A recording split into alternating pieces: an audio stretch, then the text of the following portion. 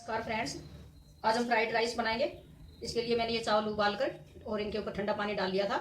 1 घंटा हो गया इनको, पानी इनका बिल्कुल खत्म हो चुका है। कढ़ाई में तेल गर्म होने के लिए रख दिया मैंने। लहसुन डाल देते हैं कटा हुआ, प्याज डाल देते हैं,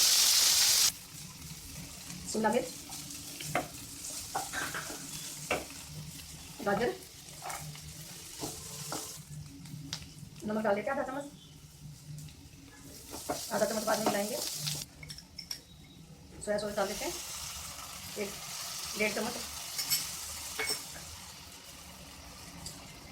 सिरका डाल देते हैं 1 चम्मच, चावल मिला लेते हैं, नमक आधा चम्मच और डालेंगे।